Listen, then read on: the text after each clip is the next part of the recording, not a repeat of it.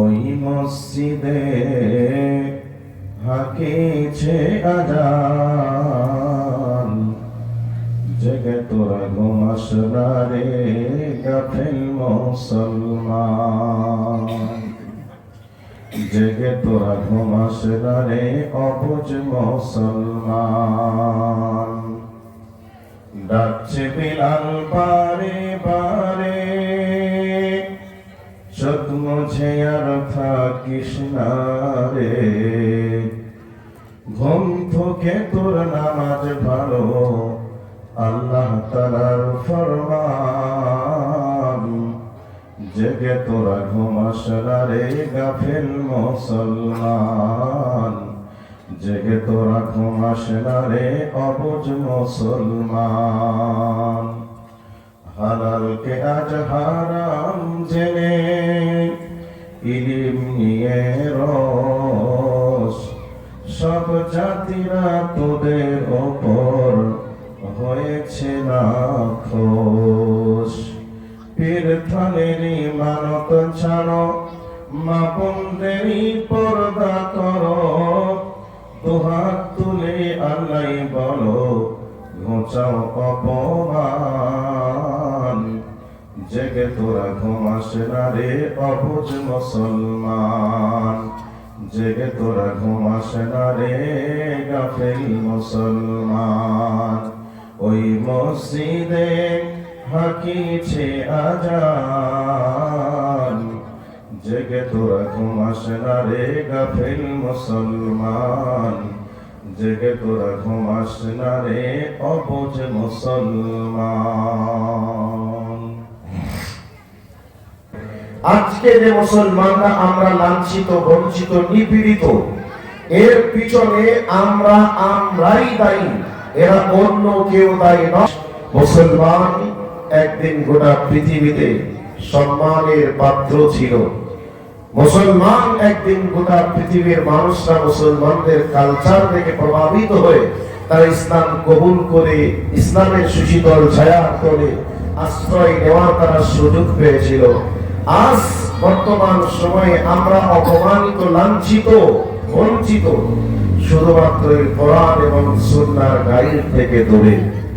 এক শ্রেণীর মানুষ বর্তমান সময়ে বলে কোরআন হাদিস এত মেনে লাভটা কি হবে, কোরআন হাদিস মেনে আমরা কি করতে পারবো না, আমাদেরকে ডাক্তার হওয়া লাগবে, মাস্টার হওয়া লাগবে, ইঞ্জিনিয়ার হওয়া লাগবে, আইপিএস অফিসার হওয়া লাগবে, তাহলে গোটা পৃথিবীতে আমরা সম্মানের সহিত থাকবো। এই চিন্তা চেতনা একেবারে 100% ভুল। 1% এই জায়গায় আপনি যোগ করতে পারবেন না। তবে দুনিয়ায় চলার জন্য যদি বলেন এটা প্রয়োজন, তাহলে ঠিক আছে, প্রয়োজন হতে পারে। এখন বর্তমান সময়ে এটা আসামের মাটি। এই আসামের মাটিতে আজ থেকে 20 বছর পিছিয়ে যান। 20 বছর আগে এত আইপিএস অফিসার বলেন, ডাক্তার বলেন, মাস্টার বলেন, ইঞ্জিনিয়ার বলেন ছিল না মুসলমানদের। এরপরেও এক সময় মুসলমানরা সম্মানে বসবাস করেছিল। বর্তমানে আজকে আমাদের ডাক্তার, মাস্টার, ইঞ্জিনিয়ার, প্রফেসর এতটা বাড়ার পরেও আজকে আমরা লাঞ্ছিত, নিপীড়িত, বঞ্চিত কেন? তাহলে সংখ্যায় তোমরা বেড়েছ, এরপরেও আজকে মুসলমান লাত আর জুতা খাবে কেন? মুসলমান লাত আর জুতা এই জন্যই খাচ্ছে, মুসলমান কোরআন হাদিস থেকে দূরে চলে গেছে। তোমার মতো ডাক্তার, মাস্টার, আইপিএস অফিসারকে সমাজের, জাতির কোনো কল্যাণ হয়নি, হবে না। যখন তুমি একজন ডাক্তার মুসলিম হবে, ইমানদার মুসলিম, যখন তুমি একজন আইপিএস অফিসার, ইমানদার আইপিএস অফিসার, যখন তুমি একজন এসপি, ইমানদার মুসলিম এসপি, তখন তোমার দ্বারাই জাতির উন্নতি হবে, তোমার দ্বারাই জাতির লাভ হবে, তোমার দ্বারাই সবকিছু করাটাই সম্ভব হবে। এর জন্য আজকের মাদ্রাসার যিনি দায়িত্বে আছেন সাইদুর রহমান মৌলভী হাফিজাহুল্লাহ, যেই চিন্তা চেতনা নিয়ে আজকে মাদ্রাসা পরিচালনা করছেন, সত্যি আলহামদুলিল্লাহ ওনার উদ্যোগটা দেখে সত্যি ভালো লাগলো। প্রত্যেকটা মানুষের আলেমের চেতনা এটা যদি হতো তাহলে আমাদের মাদ্রাসা এত বড় বিলাসবহুল বিল্ডিং তৈরি না করেও আমরা আমাদের গ্রামে প্রত্যেকটা গ্রামে একটা করে মসজিদ আছে, সমাজে মসজিদ আছে। ওই মসজিদে যদি আমরা একটা যোগ্য হাফিজ রেখে আমাদের সমাজের ছেলে এবং মেয়েদেরকে প্রাথমিক অবস্থায় যদি আমরা মুসলিম ইমানদার বানানোর ট্রেনিং দেওয়ার চেষ্টা করে ওখান থেকে পূর্ণাঙ্গ কোরআনের হাফেজ না হলেও যদি আমরা 2-3 পারা কোরআনের মুখস্থ করিয়েও যদি চলার জন্য দৈনন্দিন জীবনে যেটা গাইড সেটা যদি দিতে আমরা পারতাম তাহলে এই ছেলেটা যদি পুরো জায়গায় কোনোদিন এসপি হতো তাহলে এই ছেলেটা দাঁড়িয়ে প্রস্রাব করতো না, এই ছেলেটা এসপি হওয়ার পরে তার ডিউটিতে দ্বিচারিতা করার চেষ্টা করতো না, এই যে ছেলেটা যদি একটা ডাক্তার হয় তাহলে রোগীর সঙ্গে প্রতারণা করতো না, করবেও না। তাহলে আমাদের সমাজকে আগিয়ে নিয়ে যেতে হলে ইমানদার মুসলিম ডাক্তার, master, IPS officer, MLA, MP, মন্ত্রী যদি হয়ে যায় সমাজে বিপ্লব আসবে, সমাজে পরিবর্তন আসবে। আর যারা দেশ চালাচ্ছে তারা বুঝতে পেরেছে যে আজকে মুসলমানদেরকে ধ্বংস করার জন্য যদি আমাদেরকে সর্বপ্রথম টার্গেট নিতে হয় তাহলে কি টার্গেট রাখতে হবে? তাহলে সর্বপ্রথম তাদের টার্গেট হচ্ছে মাদ্রাসাকে ভেঙে দাও। আর মাদ্রাসার জন্য তারা কি বলছে? এখানে নাকি জঙ্গি তৈরি হয়। এই মামুর বেটা, গোটা ভারতবর্ষ কেন গোটা পৃথিবী খুঁজে একটা কি বার করতে পারবি তুই যে ভারতবর্ষের মাটিতে কোনো একটা মাদ্রাসায় জঙ্গি ট্রেনিং দেওয়া হয়েছে, একটা আতঙ্কবাদী তৈরি হয়েছে? তারা জানে না, তারা পারেনি, পারবেও না, কিয়ামত পর্যন্ত চেষ্টা করেও পারবে না। কিন্তু তারা জানে এই মাদ্রাসা যতদিন থাকবে ততদিন আমরা নেতৃত্ব দিতে পারবো না। মাদ্রাসা যদি বন্ধ করে দেওয়া যায় মুসলিমদেরকে গোলাম বানানো যাবে, আর গোলাম যখন বানানো যাবে তখন মুসলিমদের উপরে যাই ছাঁটাই করা যাবে। সম্মানিত উপস্থিতি, যার কারণে বর্তমান সময়ে স্কুল থাকছে মুসলমানদের। আজকে পশ্চিম বাংলার মাটিতে আলামিন মিশনের মতো মিশন, যেই মিশনে ডাক্তার, মাস্টার, ইঞ্জিনিয়ার তৈরি হয়, ওই মিশনকে হাত দেওয়ার চেষ্টা করে নাই, শুধুমাত্র চেষ্টা করছে মসজিদ ভেঙে দাও, মাদ্রাসা ভেঙে দাও। কারণ এই মসজিদ মাদ্রাসা যতদিন থাকবে ততদিন মুসলিম জাতির অক্সিজেন থাকবে। মুসলিম জাতির অক্সিজেন তখনই বন্ধ হবে যখন মাদ্রাসা আর মসজিদকে ধ্বংস করা যাবে। আর অক্সিজেন যদি না পাই কোনো মানুষ বাঁচবে না। আজকে বিজ্ঞান প্রমাণ করেছে যে এই পৃথিবীর মাটিতে 1.5 থেকে 2 মিনিট যদি অক্সিজেন বন্ধ করে দেওয়া হয় গোটা পৃথিবীর মানুষ একই সঙ্গে মারা যাবে। গোটা পৃথিবীর মানুষকে ধ্বংস করার জন্য আর পারমাণবিক বোমের বা অস্ত্রের প্রয়োজন হবে না। আল্লাহ যদি অক্সিজেনটা 2 মিনিট বন্ধ করে দেন গোটা পৃথিবীর মানুষ গলা কেটে দিলে মানুষ যেমন তরপাতে থাকে এইভাবে তরপাতে 2 মিনিটের মধ্যে গোটা পৃথিবী একবারে সুসান হয়ে যাবে। আর আল্লাহর নবী সাল্লাল্লাহু আলাইহি ওয়াসাল্লাম বলেছেন, লা তাকুমু সাআত হাত্তা ইয়াকুলু ফিল আরদি আল্লাহ আল্লাহ। ততদিন পৃথিবী ধ্বংস করা যাবে না বা ধ্বংস হবে না যতদিন পৃথিবী আল্লাহ বলার লোক থাকবে। আল্লাহ বলতে হয় এই ট্রেনিংটা কোথা থেকে পাওয়া যায় আপনাদের কাছে জানতে চাই, একটু বলেন তো কোথা থেকে পাওয়া যায়? মাদ্রাসা থেকে। মাদ্রাসা থেকে। এবার বলবেন মাদ্রাসা থেকে না মসজিদ থেকে তো পাওয়া যাবে। এই মসজিদের ইমামটা কোথা থেকে তৈরি হয়েছে? মাদ্রাসা থেকে। তো আজকে মাদ্রাসার শিক্ষাটা যদি বন্ধ করে দেওয়া হয় আল্লাহ বলতে হয় এই কথাটা আর কয়েকদিন বলার ট্রেনিংটা থাকবে। যে লোকগুলো আল্লাহ আল্লাহ করতে জানে এই লোকগুলো যখন চলে যাবে গোটা পৃথিবীতে আল্লাহ বলার লোক থাকবে। আল্লাহ বলার লোক যখন বন্ধ হয়ে যাবে, থাকবে না, তখন গোটা পৃথিবীর চাকা সব স্টপ হয়ে যাবে। এই কথা রাসূল বলছেন। তাহলে যে মামুন বেটারা আজকে এসি গাড়িতে থাকছে, এসি গাড়িতে ঘুরছে, এসি বাড়িতে আরামে আনন্দে আজকে দিন পার করছে, সেই মামুন বেটারা নিজেরাই জানে না কার দয়াতে বেঁচে আছি, কার দয়াতে বেঁচে আছি। আর যাদের দয়াতে বেঁচে আছো তাদের উপরে দিন রাত অত্যাচার করছো। অপেক্ষা করো, সময় আসছে। সম্মানিত উপস্থিতি, আমি এতক্ষণ আমার বক্তব্যের ভূমিকাতে ছিলাম। আমি এতক্ষণ পর্যন্ত একটা কথা আপনাদের সঙ্গে একমত হতে পেরেছি বা আমার কথার সঙ্গে আপনারা একমত হয়েছেন যে গোটা পৃথিবীতে মুসলিম নামক জাতিটা আজকে অপমানিত। এই অপমানিত হওয়ার পিছনে দায়ী কারা? আমরাই। এই দিকে লক্ষ্য রেখে উর্দু কবির 2টা কবিতার অংশ বলেছি, একটা বাংলাতেও বলেছি। এবার আমি কোরআন থেকে বলবো।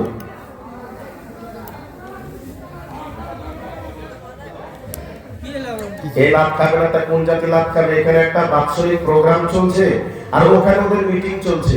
এ বলছে এখানে ভোট দিতে হবে, ও বলছে ওখানে ভোট দিতে হবে। এই যে বাংলা যেমন লাগে সেরকম চলছে ওখানে। তাহলে কাজ হবে? এই ভাই এখান থেকে কেউ উঠবে না, যারা বসছেন এখানে বসে থাকবেন, ওখানে যা হয় কাল সকালে মাটি দিবেন, যা হবে কাল সকালে মাটি দেওয়ার ব্যবস্থা করবে। লাঠালাঠি ফাটাফাটি যা হবে ওখানে, এখান থেকে কেউ উঠবে না। মাত্রামি করার একটা সীমা তো আছে, ওখানে কেন মাত্রামি চলবে আজকে?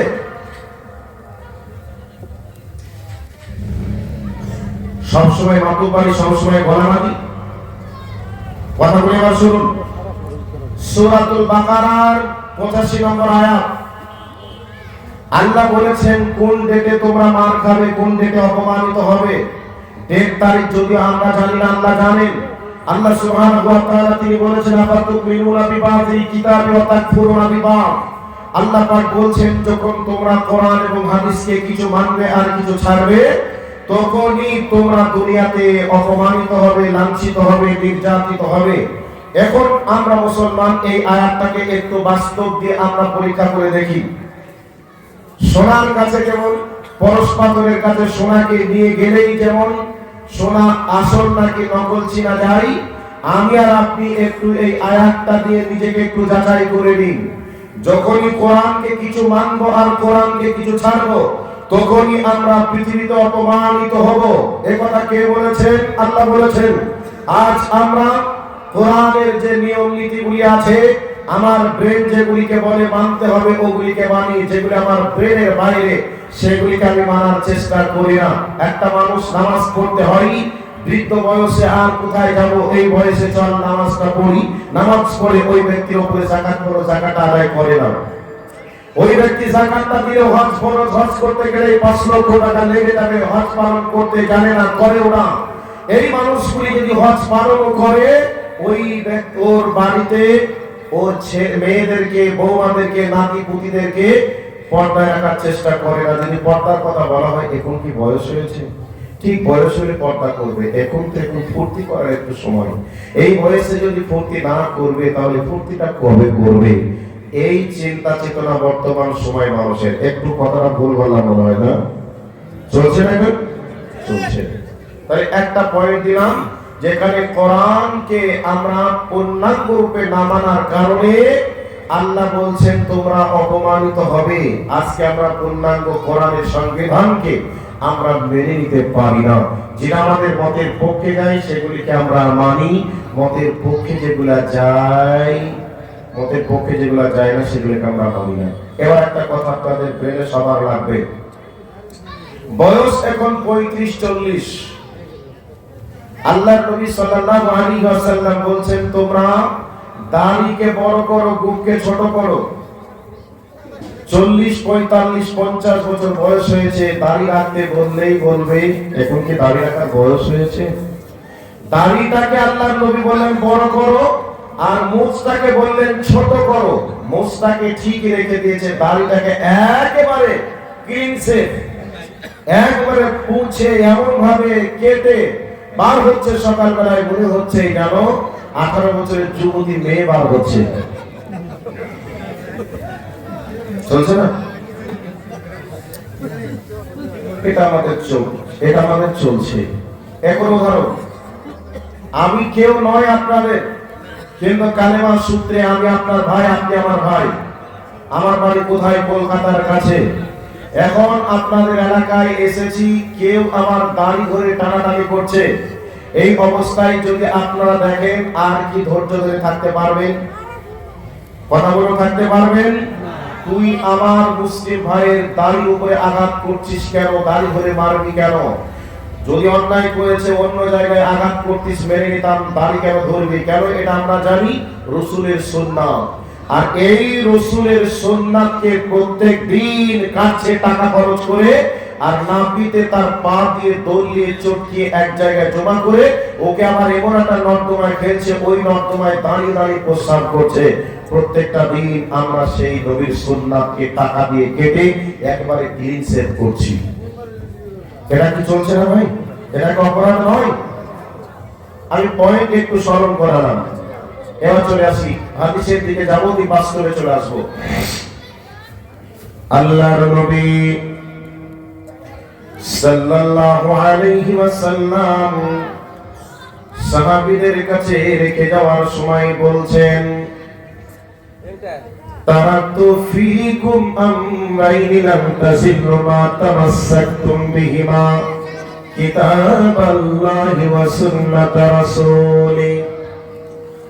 আল্লাহর নবী বলছেন, হে আমার সাহাবীরা, আমি তোমাদের কাছে দুইটি জিনিস রেখে যাব।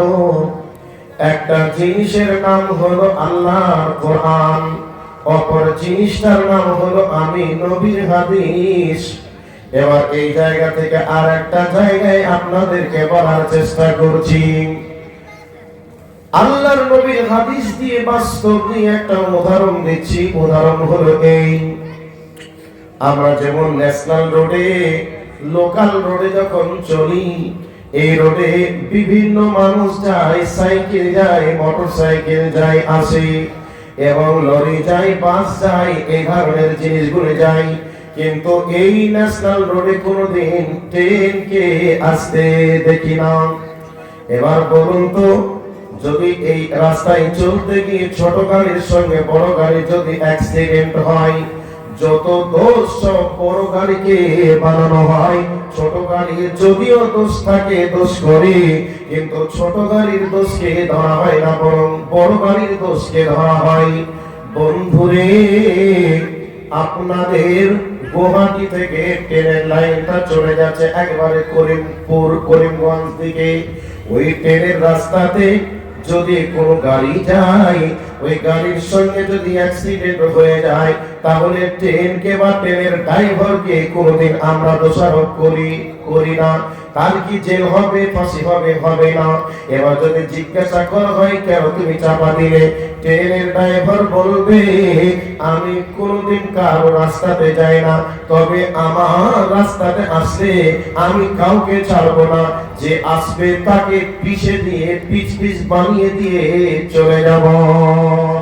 বিশ্বনবী আবার বলছেন, হে আমার সাহাবীরা, তোমরা শোনো রে, আমি তোমাদের কাছে দুইটি জিনিস রেখে যাব। একটা জিনিসের নাম আল্লাহর কোরআন, অপর জিনিসটার নাম হলো আমি নবীর হাদিস। যতদিন পর্যন্ত তোমরা আল্লাহর কোরআনকে, নবীর হাদিসকে ধরে থাকবে, পৃথিবীর কোন মায়ের বেটা নেই তোমাদের সামনে দাঁড় হবে। তোমাদের কাছে এসে গেলে তারা পিছ হয়ে যাবে, খান হয়ে যাবে, পৃথিবীতে কেউ টিকতে পারবে না। যখন তোমরা কোরআন এবং হাদিসকে ছেড়ে দিবে রে, তখনই তোমরা লাঞ্ছিত হবে, নিপীড়িত হবে, বঞ্চিত হবে। বন্ধুরে, এবার আমি আপনাদেরকে বলতে চাই, বর্তমান পৃথিবীতে আমরা মুসলমান আজকে লাঞ্ছিত, নির্যাতিত, নিপীড়িত, বঞ্চিত। এই হাদিসের আলোকে বুঝে নিলাম, আমরা আল্লাহর কোরআন থেকে দূরে চলে গেছি, নবীর হাদিস থেকে দূরে চলে গেছি। এটা গোটা পৃথিবীর ইতিহাস মানুষ জানে। গোটা পৃথিবীর অর্ধেক পৃথিবীকে মুসলমানরা শাসন করেছিল, মুসলমানরা দেশ চালিয়েছিল। তখন মুসলমানদের সামনে পৃথিবীর কেউ টিকতে পারেনি। তখন টিকেছিল আল্লাহর কোরআন এবং নবীর হাদিস। এটার নাম ভারতবর্ষ। এই ভারতবর্ষে একটানা মুসলমানরা 800 বছর রাজত্ব করেছিল। তখন মুসলমানরা আল্লাহর কোরআনকে সংবিধান করেছিল, নবীর আদর্শকে তারা জীবনের দৈনন্দিন সাথী তারা বানিয়েছিল। এর জন্য গোটা পৃথিবীতে মুসলমানরা নেতৃত্ব দিয়েছিল। বন্ধুরে, এক একটা দেশকে, যার নাম আমি বলবো স্পেন, ওই স্পেনে মুসলমানরা একটানা 800 বছর রাজত্ব করেছিল। ওই রাজত্বটা মুসলমানদের হাত থেকে তখনই চলে গেল যখন মুসলমানরা কোরআন হাদিস থেকে দূরে চলে গেল। এটা ভারতবর্ষ। এই ভারতবর্ষ যখন মুসলমানদের হাত থেকে চলে গেল, তখন নবীজির আদর্শ থেকে মানুষ যখন সরে গেল। বন্ধুরে, যেই জাতি যখনই কোরআন এবং হাদিস থেকে পদস্খলন ঘটেছে, সেই জাতির উপরে তখনই বিপদে এসেছে। এবার কোরআন থেকে যদি বলতে শুরু করে দিই, হাদিস থেকে বলতে শুরু করি, অনেকটা সময় লেগে যাবে। ছোট্ট করে একটা আয়াত দিয়ে শুনে নেন। আল্লাহ রাব্বুল আলামিন বলেন, যাহারাল ফাসাদু ফিল বাররি ওয়াল বাহরি বিমা কাসাবাত আইদিন নাস। আল্লাহ রাব্বুল আলামিন বলেন, ওরে পৃথিবীর মানুষ রে, তোরা শুনে নে, পৃথিবীর জলপথে স্থলপথে যা কিছু আযাব হয়, যা কিছু গজব হয়, যা কিছু মুসিবত হয়, সবকিছু বিমা কাসাবাত আইদিন নাস, এগুলি মানুষ তোমাদের দুই হাতের ফল, দুই হাতের কর্মের নাতিজা। আল্লাহ পাক বলছেন, আমি কেন দিই শুনে নাও, লিয়ুযিকাহুম বা'দাল্লাযী আমিলু লাআল্লাহুম ইয়ারজিউন, যাতে করে তোমাদের পাপের পাশ্চাত্যতার রেজাল্টটা কি এটা তোমরা দেখতে পাও, এর স্বাদ তোমরা চাখতে পাও, এবং এই স্বাদটা চেখে তোমরা এর ফলটা বুঝতে পেরে আমার রাস্তায় ফিরে আসবে। না আল্লাহ, আমরা ভুল করেছি, অন্যায় করেছি, আর ওই পথে যাব না, আর আমরা এই অন্যায় করব না। এটাকে বোঝার জন্য আল্লাহ পাক বলছেন, আমি তোমাদের উপরে মাঝে মধ্যে আযাব দিই। আল্লাহ পাকের পক্ষ থেকে মাঝে মধ্যে আযাব কি? বন্যা, শিলাবৃষ্টি, এরপর আমরা দেখি আকাশের পানি বন্ধ। এগুলি আল্লাহ দিয়ে আমাদেরকে চান তার রাস্তায় ফিরে যেতে, আমরা গেলাম না। এবার একটা হাদিস শুনে নেন। আল্লাহর নবী সাল্লাল্লাহু আলাইহি ওয়াসাল্লাম বলছেন, লা ইয়াকুনান্না ফি হাযিহিল উম্মতি, আল্লাহর নবী সাল্লাল্লাহু আলাইহি ওয়াসাল্লাম বলছেন, লা ইয়াকুনান্না ফি হাযিহিল উম্মতি খাসফুন ওয়া কাসফুন ওয়া মাসকুন। আল্লাহর নবী সাল্লাল্লাহু আলাইহি ওয়াসাল্লাম বলছেন, আমার উম্মতের উপরে তিনটা বিপদ নেমে আসবে। কয়টা? ঘুমাচ্ছেন নাকি? মিলান, ভালো করে মিলান, কলম নেন, রেডি হন। যদি কথাগুলি ভুল হয় আমাকে একটু পরে রিপিট করবেন যেটা ভুল বলেছেন। আল্লাহর নবী বলছেন, আমার উম্মতের উপরে অচিরেই তিনটে বিপদ নেমে আসবে। একটা বিপদের নাম হলো আল্লাহর নবী সাল্লাল্লাহু আলাইহি ওয়াসাল্লাম আজ থেকে ১৫০০ বছর পূর্বে বলেছেন, তার বাস্তবতাটা একটু দেখুন। আল্লাহর নবী সাল্লাল্লাহু আলাইহি ওয়াসাল্লাম বলেন, লা ইয়াকুনান্না ফি হাযিহিল উম্মতি খাসফুন ওয়া মাসকুন ওয়া কাসফুন। আল্লাহর নবী বলেন, আমার উম্মতের উপরে তিনটা বিপদের একটা বিপদ হলো আমার উম্মতের উপরে ভূমিকম্প আসবে, ভূমিকম্প দেখা দিবে। পৃথিবীর বিভিন্ন প্রান্তে, বিভিন্ন জায়গাতে ভূমিকম্পের কবলে পড়ে মানুষজন মাটির সঙ্গে তলিয়ে যাচ্ছে, ঘর বাড়ি সব ভেঙে টুকরা টুকরা হয়ে যাচ্ছে। এগুলি আমরা দেখেছি। আল্লাহ আমাদেরকে হয়তো দেন নাই, বাঁচিয়ে রেখেছেন, আলহামদুলিল্লাহ। তো ভূমিকম্প হচ্ছে, ভূমিকম্প হবে। নাম্বার 2, আল্লাহ নবী বলছেন, আমার উম্মতের উপরে আল্লাহ পাকের পক্ষ থেকে অথবা অত্যাচারী শাসকের পক্ষ থেকে অত্যাচার চাপিয়ে দেওয়া হবে। এখন আল্লাহ পাকের পক্ষ থেকে আযাব গজব বিভিন্ন আসলো, এগুলি আমরা দেখেছি। এগুলিকে আমরা ঝালমুড়ি, বেগুনি, পেঁয়াজি, চকলেটের মতো করে খেয়ে হজম করে দিয়েছি। এগুলো হজম করার জন্য যদি একটু পেট ফুটপাট করে আবার একটা গ্যাসের ট্যাবলেট খেয়ে নিই, পজিশনটা এরাম। এবার চলুন মেইন পয়েন্ট। আল্লাহর নবী বলছেন, আল্লাহ পাকের পক্ষ থেকে অথবা অত্যাচারী শাসকের পক্ষ থেকে অত্যাচারকে চাপিয়ে দেওয়া হবে। কি অত্যাচার বর্তমান সময়ে ভারতের মাটিতে চলছে, এটা কি নতুন করে বলা লাগবে না? অত্যাচার আমরা সচক্ষে দেখে আমরা বুঝতে পারছি, বলতে হবে। আপনারা বেশি জানেন, আমরা এখন টের পাচ্ছি অত্যাচারী শাসন কেমন ভাবে আমাদের উপরে চাপিয়ে দেওয়া হয়েছে। আমি যেন ছেলে বউ বিটিনি খাটের উপরে শুয়ে আছি, আর খাটের নিচেই একজন অস্ত্র নিয়ে দাঁড়িয়ে আছে। পজিশনটা ঠিক এমনই। গোটা ভারতবর্ষের মাটির নীল নকশা যেন এমনই তৈরি হয়েছে। কোন সময় কি ঘটনা ঘটবে কেউ বলতে পারবে না। আজ আমরা পশ্চিমবঙ্গের বাসিন্দা, এতদিন টের পাইনি, এখন আমরা টের পাচ্ছি। অহেতুক বিনা কারণে এশায়ারের নাম করে মানুষকে বিপদের মধ্যে ফেলে আতঙ্কিত করে রেখেছে। এখানেই যে শুধু আমরা মুসলিম নাই এটা নয়, অন্যান্য সম্প্রদায়ের মানুষরা আছে, কিন্তু ওদেরকে বলছে তোমাদের কোনো টেনশন নেই। আর যত টেনশন কাদেরকে? মুসলিমদেরকে। তাহলে নবীজি বলছেন তিনটা বিপদ নেমে আসবে। একটা বিপদ ভূমিকম্প, দুইটা বিপদ আল্লাহ পাকের পক্ষ থেকে অথবা অত্যাচারী শাসকের পক্ষ থেকে। এই যে বিপদ দুইটি কথা বললাম, এবার অপরাধটা কি করলে এই অপমানে এই বিপদগুলি নেমে আসবে? এবার অপরাধের কথাগুলি একটু বলে দিই। আল্লাহর নবী বলছেন ইদা যালিকা শুরিবাল খুমুরা, যখন আমার উম্মতেরা নিশাদার দ্রব্য পান করবে। আমরা যারা হুজুর হুজুর হুজুর হুজুর এই হুজুররা আজকে জনসাধারণকে ধোঁকা দিয়ে বোকা বানিয়ে নিজেও অপরাধী হচ্ছে, জনগণকে ধোঁকা দিচ্ছে। কি? হুজুররা কেউ জর্দা দিয়ে পান চালায়, কেউ গোল করে, কেউ খন্ডে চিবাই, কেউ আবার গুটকা এমন ভাবে খেয়ে তাদের দাঁতগুলি করেছে মনে হচ্ছে যেন তার মুখের ভিতরে তরমুজের বিচি রেখেছে। হুজুররা চলছে, হুজুররা খাচ্ছে এটা।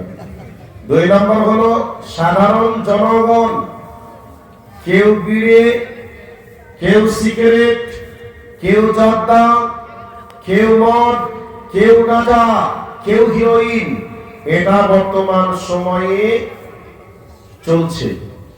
আজকে বলুন গাঁজার আবাদ যদি আপনাদের হয়, আপনারা জানেন গাঁজার জমিতে বেড়া দিয়ে ঘিরতে হয়? কথা বলুন না কেন? গাঁজার জমিকে আবাদ করার সময় বেড়া দিয়ে ঘিরতে হয়, যে ছাগলে খাবে, মোষে খাবে, গরুতে খাবে, কুকুরে খাবে, শুয়োরে খাবে, এর জন্য ঘিরে দাও। এরকম ভাবনা চিন্তা কারণ ব্রেনে আছে।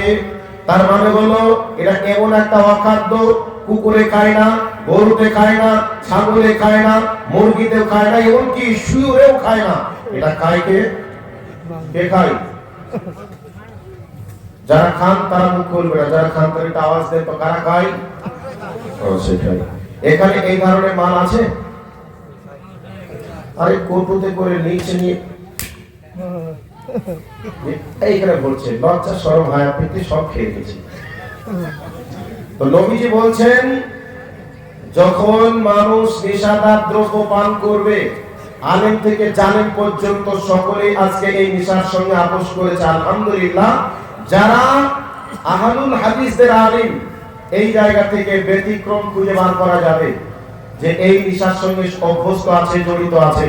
আর যারা মাযহাবীদের আলেম, আমি ছোট করছি না, মাযহাবীদের যারা আলেম এরা অধিকাংশই এই ধরনের নেশার সঙ্গে তারা সাব্যস্ত করে নিয়েছে। নেশাদার দ্রব্যকে তারা, মানুষ যদি বলে কেন এটা খাচ্ছে, বলবে এটা তো আর হারাম নয়, এটা মাকরুহ। এই মাকরুহ মানে? মাকরুহ মানে কি? মাকরুহ মানে হচ্ছে অপছন্দ। অপছন্দ খাবার হুজুরকে খেতে দিবেন, যেটাও পছন্দ করে না। অপছন্দ একটা পোশাক হুজুরকে পরিয়ে দিবেন, তখন বলবেন না না আমার এটা রুচিতে বাধা আসছে, আমার এটা করা যাবে না। আরে না না না না, এই খাবার তো আমি খাই না, এটা অপছন্দ, অরুচি সম্পন্ন খাবার। আরে মামুর বেটা, তুমি এখনই অপছন্দ খাবারটা তুমি খেলে, অপছন্দ তুমি এখনই নিশাদার দ্রব্য হারাম জিনিসকে তুমি অপছন্দ বলে চালাবে, আর অপছন্দ খাবারটা তুমি খাবে না কেন? বোকামি। তো নবীজি বলছেন যখনই নিশাদার দ্রব্য পান করবে, আপনারা কি রাগ করছেন না? কি গো, মারবেন না তো? দেখেন আমার বাড়ি অনেক দূর, কেউ ঠেকানোর লোক নেই, মারবেন এখন এইখানে আমাদের মরে পড়ে থাকতে হবে। মারবেন না তো কেউ? আচ্ছা, আমি কি বেরি বেরি বলছি কথাগুলো গো? যখন নিশাদার দ্রব্য পান করবে তাহলে একটা অপরাধ। নাম্বার 2, ওয়াত্তাকিদুল কায়নাত। আল্লাহ নবী বলছেন যখন আমার উম্মতেরা বাদ্যযন্ত্র নিয়ে যখন পাগলা হয়ে যাবে, বাদ্যযন্ত্র, আজ বাদ্যযন্ত্রের প্রতি আমরা কিভাবে আসক্ত হয়েছি। এক এক সময় এক একটা টাইমে বাদ্যযন্ত্রের আবির্ভাব হয়েছে। আমরা যখন ছোট ছিলাম মানুষের বাড়িতে বাড়িতে রেডিও দেখেছিলাম। রেডিওর পর আসলো ওই যে কি বলে টেপ রেকর্ড করে সিডি লাগিয়ে যেগুলো চালানো হতো। চললো এটা কিছুদিন, এর চলার পর চলে আসলো আবার কি, চলে আসলো আপনার ভিডিও ভাড়া করে করে নিয়ে এসে চালাতো। এরপরে চলে আসলো মিস্টার টিভি, এই টিভি গুলি আসলো, টিভির মার্কেট শেষ হয়ে গেল। এখন বর্তমান সময়ে আমাদের কাছে এসেছে মোবাইল নামক যন্ত্র, যেই মোবাইল নামক যন্ত্রে একেবারে শিক্ষিত থেকে অশিক্ষিত, ধনী থেকে গরিব, ছোট থেকে বড়, নারী থেকে পুরুষ, সকলেই এই জায়গাটায় একেবারে নিজের শরীরের একটা অঙ্গ যেমন দেহে লেগে থাকে, আমাদের সঙ্গে যেন এই মোবাইল নামক যন্ত্রটা লেগে গেছে। মার্কেটে আপনি চলে গেলেন, টাকা পয়সা নিয়ে যেতে আপনার খেয়াল নেই, তারপরে ম্যানেজ করে নিতে পারবেন, কিন্তু মোবাইল নেই, মনে হচ্ছে শালা আমার একটা ট্যাগ নিয়ে আমি একবারে হ্যান্ডিক্যাপ। চলছে না ভাই? 2 দিন যদি একটা মানুষকে মোবাইল থেকে দূরে রাখছে, তাহলে বলছে ভাই আমি মনে হচ্ছে দুনিয়াতেই ছিলাম না, মোবাইলটা ছিল না এই জন্য। এখন এই যন্ত্রটা দিয়ে স্বামী এবং স্ত্রী অশ্লীল ভিডিও বানিয়ে পয়সা উপার্জন করার চেষ্টা করছে। অমুসলিমরা করছে, করুক, এটা আমাদের দেখে কোনো লাভ নেই, কিন্তু আমাদের মুসলিম ঘরের ছেলে এবং মেয়েরাও করছে। সাধারণ 3 বছরের একটা বাচ্চাকে দিয়েও টিকটক ভিডিও বানিয়ে পয়সা উপার্জন করার চেষ্টা চলছে। আর এই মোবাইলে আমাদের দিন রাত খেয়ে নিচ্ছে। আল্লাহর নবী বলছেন, যখন তোমরা বাদ্যযন্ত্রের প্রতি আসক্ত হবে। নাম্বার 3, যখন তোমরা গান বাজনা, গায়ক গায়িকা, নায়ক নায়িকা নিয়ে ব্যস্ত হবে। বর্তমান সময়ে আমাদের ছেলে এবং মেয়েরা গান বাজনার প্রতি কতটা আসক্ত হয়েছে, যদি আমাদের মুসলিম ছেলেদেরকে জিজ্ঞাসা করা হয়, বিশেষ করে যারা স্কুল কলেজে ইউনিভার্সিটিতে পড়ে, যদি বলা হয় তোমার নবীর নাম কি, তোমার নবীর মায়ের নাম কি, তোমার নবীর জন্ম কত সালে করেছিল, একটু বলো তো, বলবে তা তো কই জানি না, এগুলো তো হুজুরদের প্রশ্ন। কিন্তু যদি বলা হয় কোন একটা সিনেমার ডায়লগ দিয়ে যদি বলা হয় এই কি হলো রে ভাই, হ্যাঁ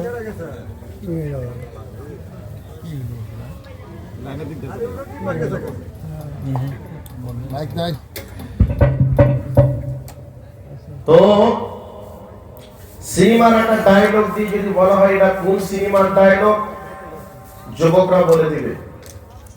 কোন প্লেয়ার কত রান করেছে কোন বিশ্বকাপে, যুবকরা বলে দিতে পারবে। বর্তমান সময়ে নায়কদের চুল কাটার স্টাইল দেখে বর্তমান সময়ের যুবকরা চুল কাটে, মাথার চতুর সাইডকে কেটে এমন করে মাথার চুলটা উপরে রাখছে, মনে হচ্ছে যেন জুতা মোচার বিরাজটা ওর মাথার উপরে রাখা হয়েছে। ভাই আমি ভুল বললাম নাকি? এইটা চলছে না?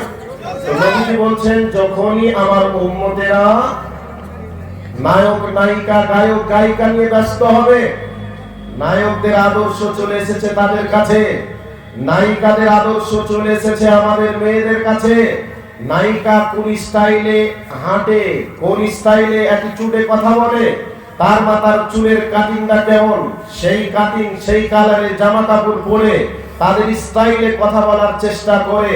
ওই সিনেমায় শাশুড়ির সঙ্গে কি দুর্ব্যবহার করা হয়েছে, ওই নাটকে শাশুড়ির সঙ্গে কি দুর্ব্যবহার করা হয়েছে, তাদের স্টাইল অ্যাটিটিউড দেখে বর্তমান বৌমারা শাশুড়ির সঙ্গে, শাশুড় শ্বশুরের সঙ্গে এই ধরনের অসভ্য আচরণ করে, করে কি করে না? করে।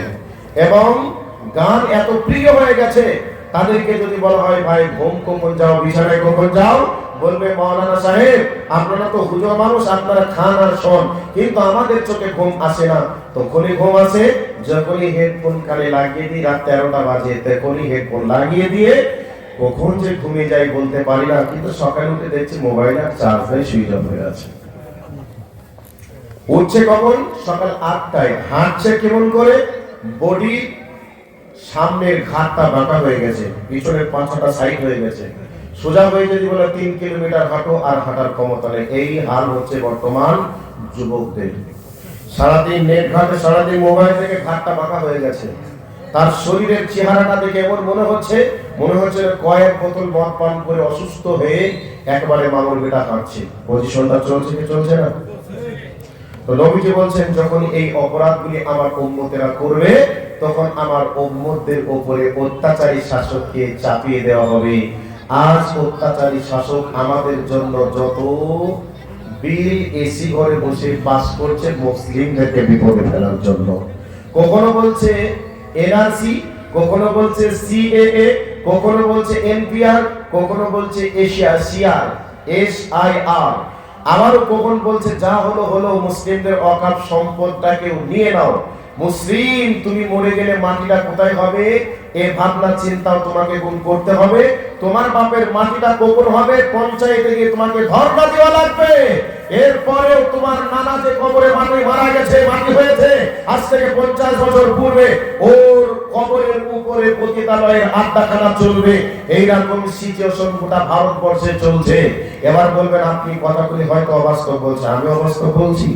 এই বক্তব্য হাজার জায়গায় দেওয়া আছে, হাজার রেকর্ড আছে, আপনি খুঁজে বার করার চেষ্টা করবেন। আর যদি বলেন যে আপনি এ কথা আমাদের কাছে বলছেন, জি না, এ কথা আপনাদের কাছেই বলছি, এটা নয়। আমি যেটা বলছি এটাই বাস্তব চিত্র বলছি। এই প্রেক্ষাপট চলছে। এরপরেও এই জাতি যদি না বুঝে, বুঝবে কবে? এবার বলবেন মুলক সাহেব বুঝলাম, তাহলে কি করা লাগবে? এবার আপনারা বলবেন হয়তো আপনাদেরকে বলে আমি খাপিয়ে তুলে সরকারের বিরুদ্ধে অস্ত্র ধারণ করতে বলছি। জি না, কখনোই। এটা জঙ্গিবাদদের কাজ। এই কথা অস্ত্র তুলে নিবে হাতে, যুদ্ধ করবে, মিছিল করবে, রাস্তা অবরোধ করবে, এটা আমরা মূলত আহলুল হাদিস যারা, এরা আমরা বিশ্বাস করিও না, আর আমরা এটা করতেও চাই না, আর আমরা এটা বলিও না। আমরা কার কাছে ধর্ণা দেব? তিনি হলেন আল্লাহ। সেই আল্লাহর কাছে ধর্ণা দেওয়ার জন্য আমরা সদা সর্বদাই মানুষকে বলি যে আল্লাহ সম্ভবকে অসম্ভব করতে পারে, অসম্ভবকে সম্ভব করতে পারে তিনি হচ্ছেন আল্লাহ। সেই আল্লাহর কাছে যদি ধর্ণা দিই, গোটা পৃথিবীর মানচিত্র পরিবর্তন হবে, ইনশাআল্লাহ হবে। কাজেই আমি আপনাদের কাছে এতক্ষণ ধরে একটা পয়েন্টের উপরে কথা বলছিলাম। আমি যে পয়েন্টগুলো আমি কথা বলছি, আমাদেরকে এই বিষয় থেকে শিক্ষা লাভ আমরা যদি না করতে পারি, তাহলে আমাদের জন্য ভয়াবহ বিপদ আরো সামনে। সম্মানিত উপস্থিতি, এই জায়গাটাকেও সাইড করলাম। এবার আপনাদের ধৈর্য কতক্ষণ থাকবে জানছি না, যার কারণে আমার বক্তব্যকে ক্লোজ করতে যাচ্ছি। এবার চলে আসছি মেইন পয়েন্টে। কথাগুলি এবার মনোযোগ সহকারে কথাগুলিকে আরেকটু শোনার চেষ্টা করুন। তোমাদের কি অপরাধ হয়ে কি সমস্যা আছে? ফুল প্যান্ট কি খুব টাইট? তোমাদের ফুল প্যান্ট খুব টাইট যে বসলেই ফেটে যাবে? আরে ভাই দোস্ত তোমাদের নয়, দোস্ত তোমাদের কোম্পানির দোস্ত। এত টাইট করে বানিয়েছে কেন তারা? দেখেন কিভাবে বসেছে সাহেব। রাজনৈতিক দলের নেতারা যদি আসে, জনগণের সামনে এসে বসার চেষ্টা করে, তাই না? এই নেতার সঙ্গে একটা সেলফি নেব, আর ওই নেতা রাত দিন এসে মিথ্যা প্রতিশ্রুতি দেয়। তারই পোস্টার করে না, গা দিয়ে ভোর ভোর করে গন্ধ বার হয়, পারফিউম মেখে আসে, মনে হয় কতটা সুগন্ধ, আর ভিতরটা সবই একবার ময়লা আবর্জনা। তার কাছে সামনে বসে সেলফি নেওয়ার চেষ্টা করেন। আর কোরআন হাদিসের আলোচনা যারা করে তাদেরকে দেখে পিছনে যান কেন? আর একটা নায়িকা আর একটা নেত্রী যদি এসে যায় একেবারে কাছে, একটু গালে গাল লাগিয়ে একটু সেলফি যদি নিতে পারতাম, জীবনটা ধন্য হতো। এই চিন্তা চেতনা তাদের সঙ্গে। আর কোন গায়ক গায়িকা, নায়ক নায়িকা যদি কোন রকমের গান আর ড্যান্স দেয়, বাপরে বাপ, যুবকের তো ঘুমে 80 বছরের চাচারও ঘুম নাই। আর এই জায়গায় বসতে বলছি, ওই পিছনে চলে যাচ্ছে, আর সামনেটা ফাঁকা লেগেছে। সামনে লোক নেই, বাম করে ভিড়। আর জালসাই আজ সভাতে এসেছে, দেখেন এইদিকে কয়েকটা যুবক আছে, সব রিটায়ারমেন্ট। যুবকগুলি কোথায়? তাদের জন্য ধর্ম রয়েছে, বৃদ্ধদের জন্য ধর্ম, তাই না? এই যুবক, তোমাকে ডোজ দিব, তুমি একটু ওষুধ নিয়ে যাবো, চুপ করে বসে দাঁড়াও। চলে আসো এবার। আমি যে কথাগুলি বলছি হাসানোর জন্য বলছি না, বরং কথাগুলি একটু বোঝার জন্য বলছি। যে কথাগুলি বলছি একটাও অবাস্তব বলছি না, সবই বাস্তব বলছি।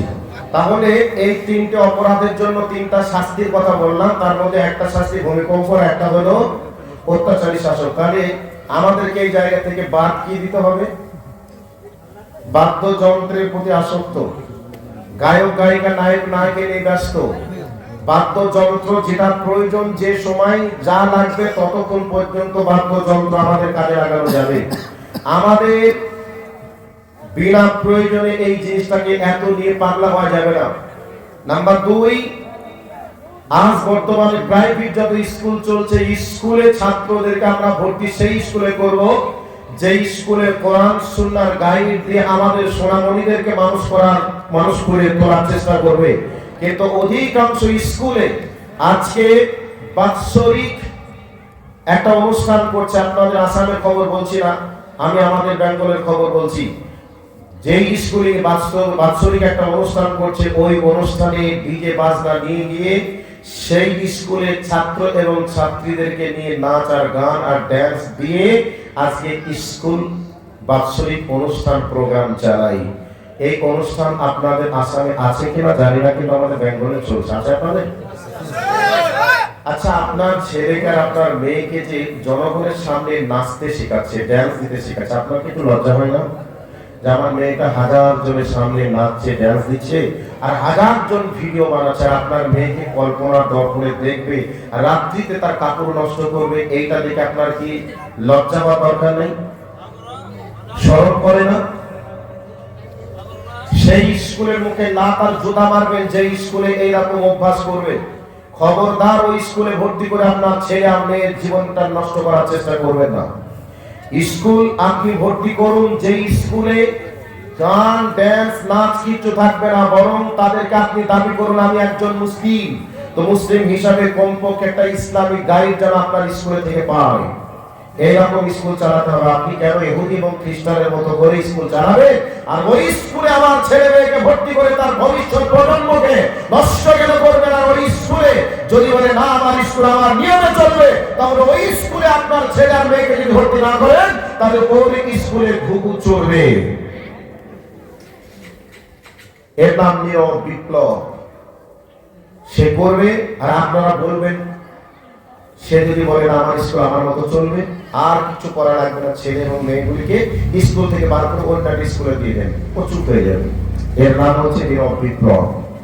কাজেই আজ থেকে নিশাদার দ্রব্যের সঙ্গে যারা যারা যুক্ত আছেন, আজ থেকেই নিশাদার দ্রব্যকে এই মুহূর্তে বলুন আর জিন্দেগিতে কোনোদিন নিশাদার দ্রব্যেই আর মুখটাকে লাগাবো না। আর বাদ্যযন্ত্র ততক্ষণ ব্যবহার করব বাদ্যযন্ত্রে আমার যতক্ষণ কাজ আছে। নাম্বার 3, আমরা আমাদের আইডিয়াল হচ্ছে নবী মুহাম্মদ রাসূলুল্লাহ সাল্লাল্লাহু আলাইহি ওয়াসাল্লাম। তিনি কিভাবে চুল কাটতে বলেছেন, তিনি কিভাবে রাত্রিতে বিছানায় যেতে বলেছেন, কিভাবে সকালে ঘুম থেকে উঠতে বলেছেন, কিভাবে কি করতে বলেছেন, সব আমরা দেখে সেভাবে চলার চেষ্টা করব। কোন নায়ক নায়িকা গায়ক গায়িকা নিয়ে আমরা যেন পাগল না হয়ে যাই। তাহলে এগুলি আমরা বন্ধ করতে পারলে আমাদের বিপদটা আল্লাহ উঠাবেন। এই জায়গাতে একটা পয়েন্ট ক্লিয়ার করে দিলাম। নাম্বার 2 চলে আসছে এবার। আল্লাহর নবী সাল্লাল্লাহু আলাইহি ওয়াসাল্লাম বলছেন, আল কুফরু বিল্লাতুন ওয়াহিদা। পৃথিবীতে যত বাতিল শক্তি আছে সকলেই তারা এক। উদাহরণ দিই একটা, এরপরে এই হাদিসটার বাস্তবতা নিয়ে যাওয়ার চেষ্টা করব। উদাহরণ হলো আপনাদের বাদশা আজকে বাৎসরিক একটা প্রোগ্রাম। এই প্রোগ্রামে আমাদের 4 জন বক্তাকে বা মেহমানকে দাওয়াত করেছেন। 4 জনকে এবার বলছেন মাওলানা সাহেব খেতে দিব, খাওয়ার জন্য আপনারা তৈরি হয়ে যান। এখন আমরা টেবিলে বসে গেলাম, বিভিন্ন ফল ফ্রুটের নাস্তা যেমন টেবিলে সাজিয়েও দিলেন। এখন আমাদের ব্রেন বলছে আমাদেরকে খেতে দিয়েছে, খেতে হবে, কিন্তু খাওয়ার ব্যাপারে আমরা একমত হলেও রুচির ব্যাপারে কিন্তু আমরা একমত হব না। যার যেটা ভালো লাগবে সে সেটা আগে মুখে তুলবে। এটার সঙ্গে সকলে একমত হবেন কি হবেন না? খাওয়ার ব্যাপারে একমত হলেও রুচির ব্যাপারে কিন্তু একমত নয়। আল্লাহর নবী বলছেন আল কুফরু মিল্লাতুন ওয়াহিদা।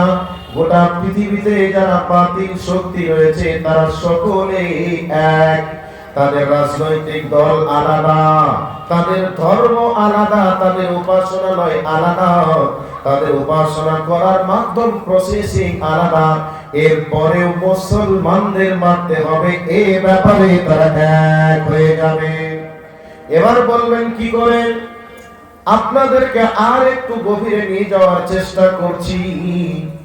গোটা পৃথিবীতে যত বাতিল শক্তি রয়েছে গোটা পৃথিবীর বাতিল শক্তি মিলে বসে মিটিং করেছে।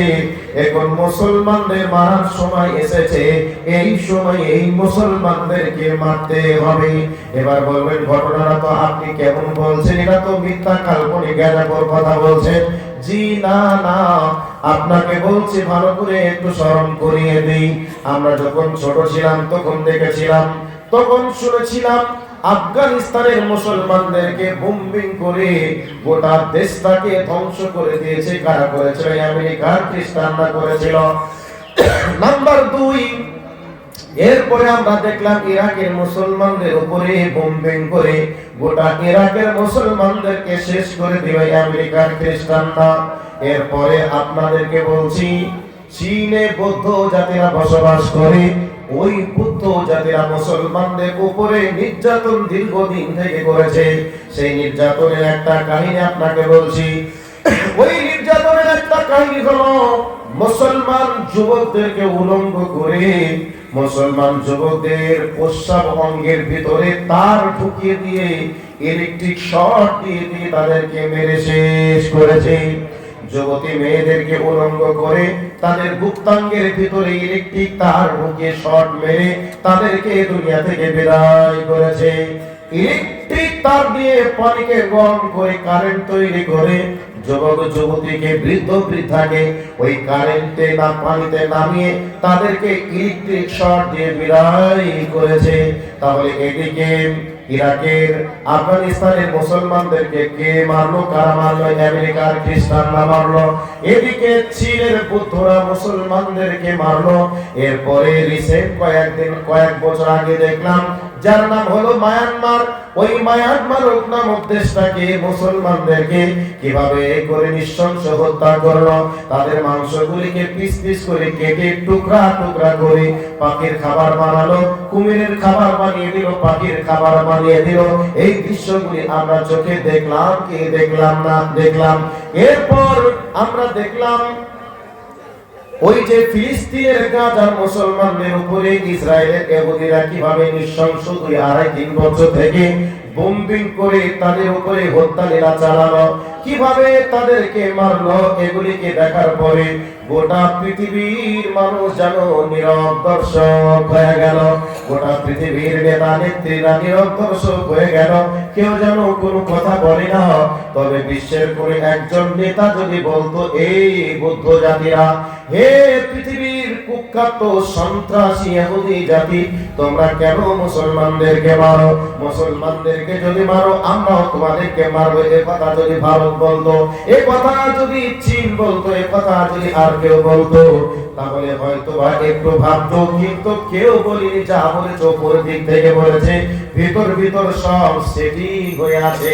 মারো, এ কথা উপরে বলবো, কিন্তু যদিও প্ল্যান প্রোগ্রাম সাজাই 10 বছর পরে নিব, 10 বছর আস্তে আস্তে গোটা দেশটাকে শেষ করে দাও। এখন চলছে যে ভারতবর্ষে, গোটা ভারতবর্ষে বিভিন্ন রাজ্যে বিভিন্ন জায়গাতে মুসলমানদের বাড়ি ঘরগুলিকে, মুসলমানদের মসজিদ মাদ্রাসাগুলিকে, কবরস্থানগুলিকে তারা জোর করে দখল করে ভেঙে খান খান করে দিল। এমনকি মুসলমানদেরকে বিভিন্ন সময়ে জয় শ্রীরামের তাণ্ডব করে মুসলমানদেরকে নিষ্পেষণ করলো, নৃশংসভাবে হত্যা করলো। এই অবস্থা সম্পর্কে কি বলবো ভালো করে শুনে নেন। গোটা পৃথিবীতে পজিশনটা এমন হয়ে গেছে রে, যেমনি ভাবে একটা ক্ষুধার্ত বাঘ সিংহকে আমরা দেখি, ক্ষুধার্ত অবস্থায় যদি কোনো প্রাণীকে যদি আক্রমণ করে, কোনো শিকারীকে যদি পেয়ে যায়, এমন ভাবে নৃশংসতার ভাবে অ্যাটাক করে আক্রমণ করে, তার বডি থেকে শ্বাস বার হওয়ার পূর্বে, প্রাণ বার হওয়ার পূর্বে তার দেহের মাংসগুলি পর্যন্ত শেষ হয়ে যায়। মুসলমানদেরকে এমন ভাবে পিস পিস করে কাটছে, অথচ তার বডিতে এখনো প্রাণ আছে। এদিকে প্রাণ ছাড়ার পূর্বে তার বডিটা যেন একবারে খান খান হয়ে যাচ্ছে। তাদেরকে আগুনে পুড়িয়ে আবার সোশ্যাল মিডিয়ায় ভাইরাল করে দেওয়া হচ্ছে। রাজনৈতিক ভাবে, প্রশাসনিক ভাবে কোন রকম যেন তাদের অ্যাকশন নেওয়া হচ্ছে না, বরং তাদেরকে রাজনৈতিক ভাবে প্রমোশন দেওয়া হচ্ছে। পুলিশ যদি তাদেরকে অ্যারেস্ট করছে 3 দিন পর ছাড়িয়ে নিয়ে আসার সময় তাকে ফুল দিয়ে মালা দিয়ে বরণ করিয়ে নিয়েছে, তাকে প্রমোশন দেওয়া হচ্ছে। সাধারণ একটা কর্মী ছিল, তাকে এবার দায়িত্বশীল বানানো হলো। এবার সাধারণ দায়িত্বশীল তাকে অসাধারণ দায়িত্ব দেওয়া হলো। এমএলএ ছিল, মন্ত্রী বানানো হলো। আর মন্ত্রী ছিল, তাকে আরো বড় পজিশন দেওয়া হলো। এরকম পজিশন যেন গোটা ভারতবর্ষের মাটিতে চলছে। নবী বলছেন জুলমান ও জওরান, পৃথিবীতে জুলুম অত্যাচারে ভরে যাবে, শান্তি বলে কিছু থাকবে না। বিশ্বের এমন করে একটা নেতা থাকবে না। কেন মুসলমানদেরকে মারা হচ্ছে? এই প্রতিবাদ প্রতিরোধ করে তোলার জন্য মুসলমানদেরকে পাখির মতো করে গুলি করে হত্যা করা হবে। একজন কেউ কিছু বলবে না, নীরব দর্শক হয়ে যাবে। এই অবস্থার বর্ণনা নবীজি দিচ্ছেন। এই অবস্থাতে সাহাবীরা বলছেন, নবী গো, মুসলমানদের উপরে এভাবে অত্যাচার করবে, এভাবে অত্যাচার চলবে, তখন নাকি মুসলমান সংখ্যায় কম হবে। নবীজি বলছেন, না না না, কম হবে না, বরং বেশি থাকবে। এবার সাহাবীরা বলছেন, তাহলে কি করে সম্ভব হবে? উদাহরণ এসেছে, যেমন বন্যার পানির স্রোত যদি এসে যায়, ওই বন্যার স্রোতে খড়কুটা ময়লা আবর্জনা সব যেন ভেসে ভেসে চলে যায়। যেভাবে ভেসে চলে যায়, আল্লাহ নবী বলছেন আমার উম্মতরা সংখ্যায় বেশি হবে, কিন্তু আমার উম্মতদের ভিতরটা শূন্য হয়ে যাবে। ঈমান নামক কোনো শক্তি থাকবে না। আর ঈমান নামক কোনো শক্তি না থাকার কারণে মুসলমানদেরকে মারবে, কাটবে, পিস পিস করবে, কেউ যেন কিছু করে নিতে পারবে না। ওই জায়গায় নবীজি 2টা পয়েন্ট দিয়েছেন, হুব্বুদ দুনিয়া ওয়া কারাহিয়াতুল মউত। নবীজি বলছেন আমার উম্মতেরা যখন দুনিয়ার প্রেমে পড়ে যাবে, তখন আমার উম্মতদেরকে মারবে, কাটবে, পিস পিস করবে। বর্তমান সময়ে যেই যে মানুষ রয়েছে, সবাই যেন দুনিয়াকে আঁকড়িয়ে ধরার চেষ্টা করেছে। এখন যারা একটু মানে অর্থনৈতিক দিক থেকে ভালো, তারা বলছে আর মসজিদ মাদ্রাসা করে লাভ নেই। এই অবস্থায় কি করতে হবে? ছেলেকে ডাক্তার, মাস্টার, ইঞ্জিনিয়ার বানাতে হবে। এই অবস্থায় এই ছেলেকে ইংলিশ মিডিয়ামে ভর্তি করে দিল, লক্ষ লক্ষ টাকা খরচ করে। একটা ছেলে ডাক্তার, আর একটা মাস্টার, আর একটা মাস্টার, আর একটা প্রফেসর, এই করে করে ডাক্তার, মাস্টার, ইঞ্জিনিয়ার, প্রফেসরের পিছনে যেন পাগল হয়ে গেল। এবার সাধারণ মানুষ যা আমরা আছি, তারা এই জায়গা থেকে দুনিয়ার পিছনে এমন ভাবে মহব্বত করে নিয়েছি, আমরা আমাদের ছেলেকে ডাক্তার, মাস্টার বানাবো, এই যেন প্রতিযোগিতা চলছে।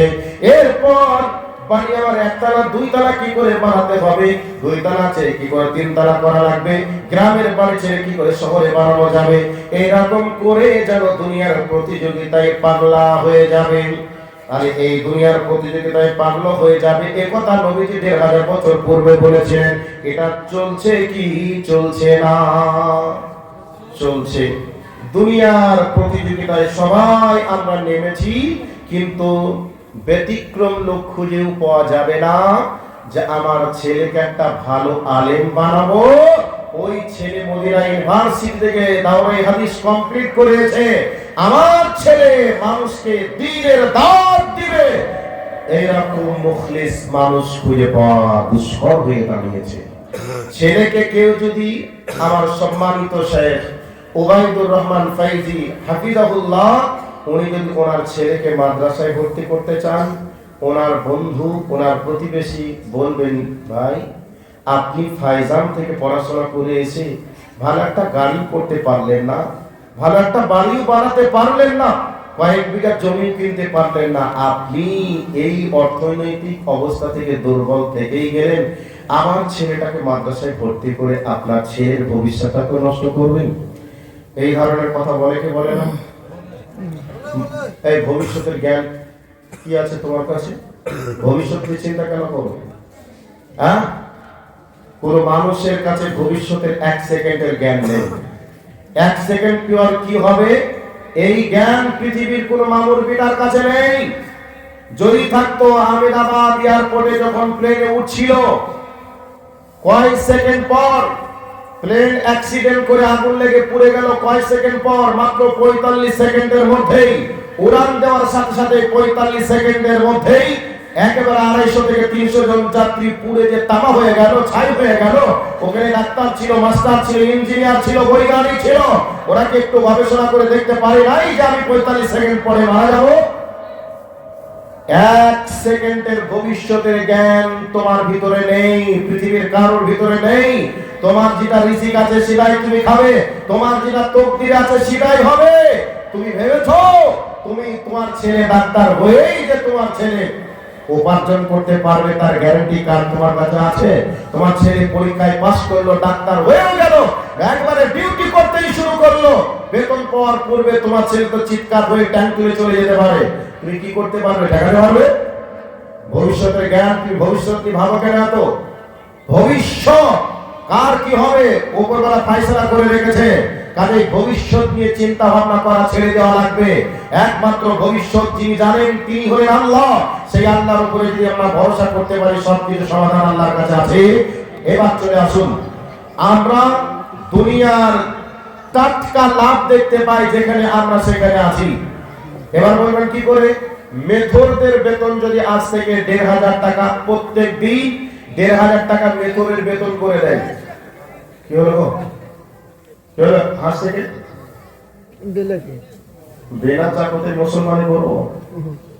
চুপ করো একটু। মেথরের কাজকে আমরা খারাপ চোখে দেখি না? মেথর পায়খানা সাফ করে যারা, আচ্ছা মেথরের বেতন যদি বলে পায়খানা সাফ করে দিলে তোমার বেতন ৫০০০, প্রত্যেক দিন তার বেতন যদি ৫০০০ টাকা করে হয়, তো মানুষ প্রত্যেক জনই চেষ্টা চালাবে ৫০০০ টাকা করে বেতন পাওয়া যাবে। তাহলে মেথরের কাজটাই শিখবে না? এবার যদি বলে না শিখবে না, তাহলে মেথরের কাজ কি? পায়খানা সাফ করা। আচ্ছা একটা রোগীর পায়ে পুঁজ হয়েছে, এই পুঁজগুলিকে সাফ কে করে? ডাক্তার করে না? ডাক্তার করে না? তো ডাক্তার কেন করে? টাকা পাবে এই জন্য করে। তাহলে পুঁজটা দুর্গন্ধযুক্ত না পায়খানা দুর্গন্ধযুক্ত? পুঁজকে সাফ করার জন্য কোটি কোটি টাকা খরচ করে ডাক্তার হচ্ছে কেন? ওখানে পুঁজকে সাফ করলেই আমি ১০,০০০ টাকা ২০,০০০ টাকা ১,০০,০০০ টাকা ইনকাম করতে পারবো। এই জন্য পুঁজ একবারে রক্ত যত রকমের নোংরা সব কিছু ডাক্তাররা সাফ করে কি করে না? তো প্রত্যেকজন এই টাকা আছে বলে ডাক্তার হওয়ার জন্য প্রত্যেকজন মাস শেষে লক্ষ টাকা খরচ করে, ১,০০০ টাকা খরচ করে, ১০,০০০ টাকা খরচ করে একটা ছেলেকে ডাক্তার বানানোর চেষ্টা করে। কেন? ওখানে মাস শেষে ২ লাখ ৪ লাখ ৫ লাখ টাকা উপার্জন করা যাবে।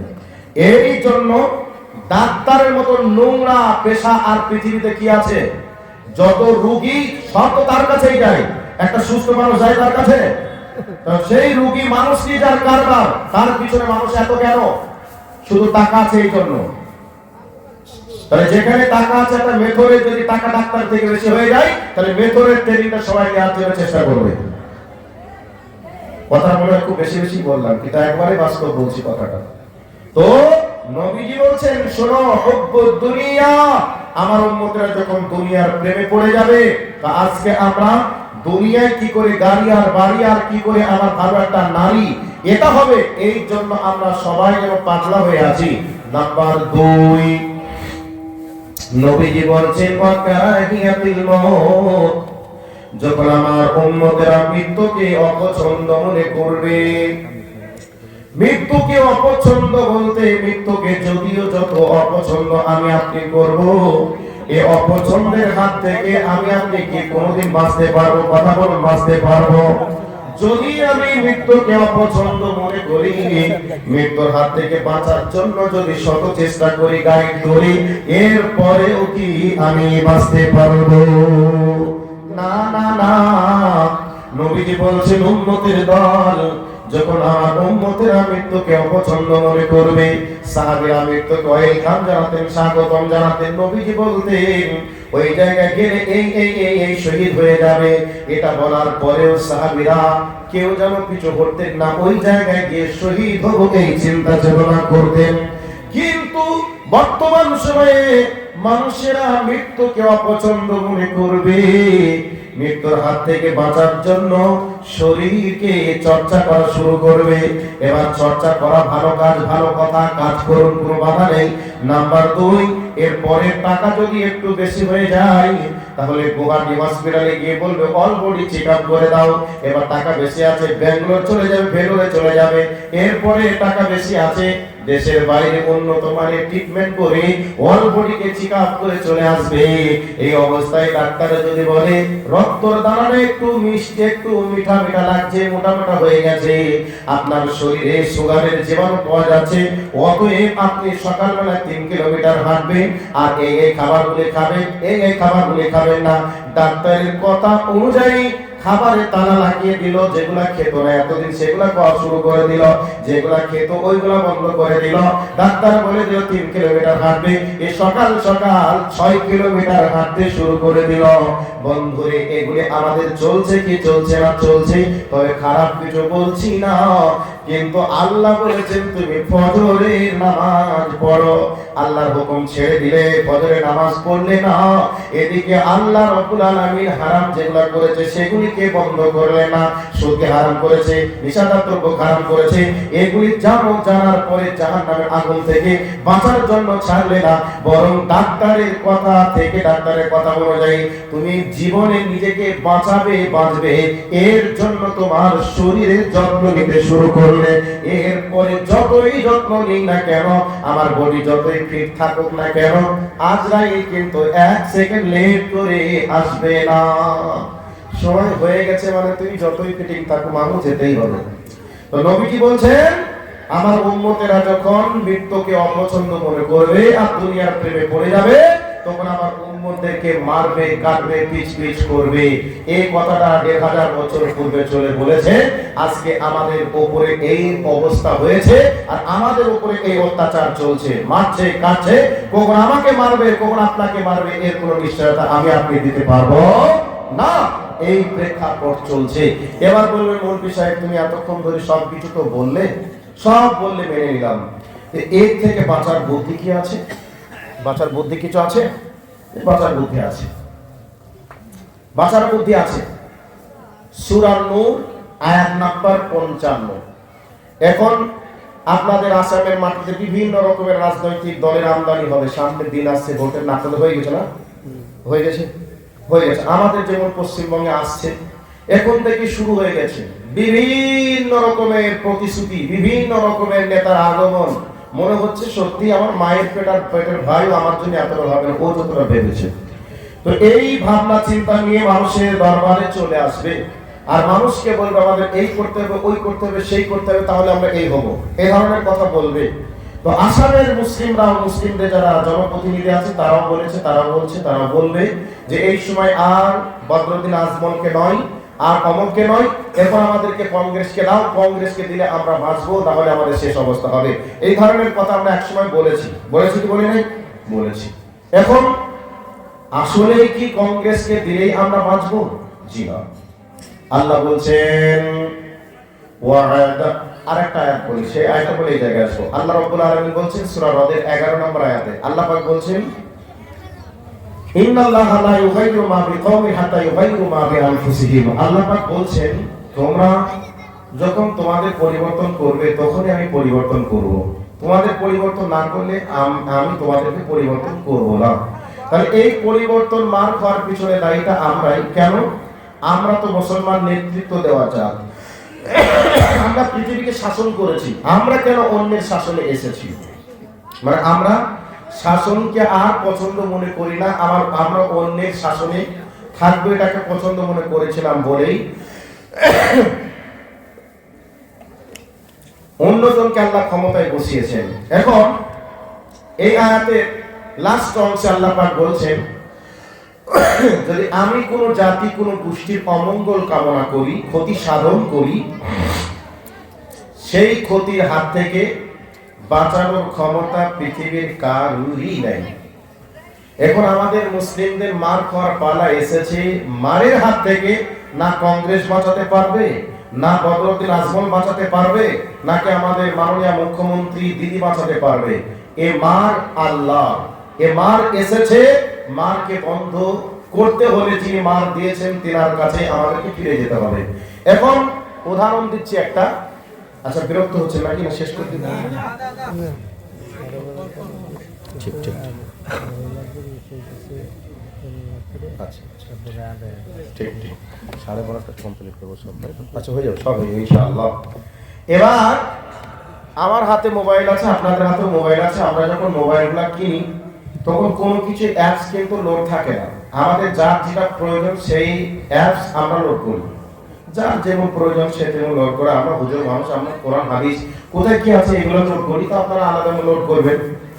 এখন লোড করতে কিন্তু একটা সময় লেগেছে, লাগে নাই? লেগেছে। এখন যদি আপনি মনে করেন এই মোবাইলে যা কিছু আছে সবকে ডিলিট করব, ডিলিট করা সম্ভব হবে কি হবে না? হবে। তো লোড করতে যত সময় লেগেছে কতটা সময় লাগবে ডিলিট করতে, না কম লাগবে? মোটামুটি 5 সেকেন্ড যদি দিয়ে দেন, আর কম্পিউটার দোকানে গিয়ে যদি বলেন ভাই একবারে সপ্তাহে সব নিয়ে দাও, 5 সেকেন্ড সময় যথেষ্ট। মোবাইল একেবারে ক্লিন, কোনো কিছু আর পাবেন না। তো আজকে যারা ক্ষমতায় বসে আছে দিন রাত তারা বিল পাস করছে মুসলিমদেরকে বিপদে ফেলার জন্য। তো আল্লাহ যদি ইচ্ছা করে তাদের ব্রেন থেকে এগুলাকে একেবারে ডিলিট করব, আল্লাহ পারবে কি পারবে না?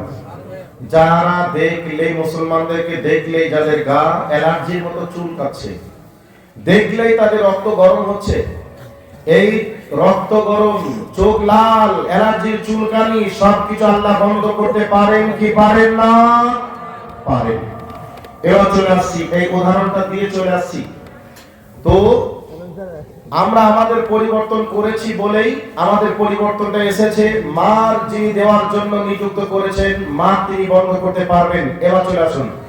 وعد الله الذين آمنوا منكم وعملوا الصالحات ليستخلفنهم في الأرض كما استخلف الذين من قبلهم।